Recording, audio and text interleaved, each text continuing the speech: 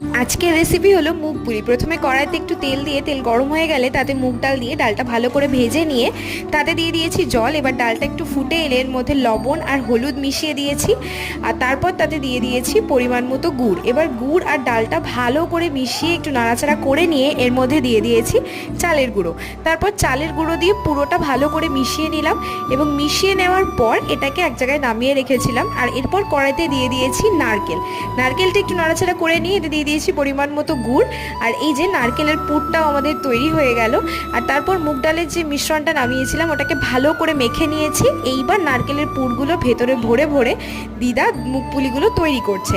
এবার সব মুগপুলি তৈরি করা হয়ে গেছে। এবার কড়াইতে তেল দিয়ে মুগপুলিগুলো ভালো করে ভেজে নিতে হবে, ব্যাস তাহলেই তৈরি। তোমরা পিঠেগুলো বাড়িতে বানিও আর অবশ্যই খেও। আজ তাহলে আসি, তোমাদের সাথে আবার গল্প হবে পরের ভিডিওতে। আর ভিডিও ভালো লাগলে চ্যানেলটা কিন্তু সাবস্ক্রাইব করে দিও।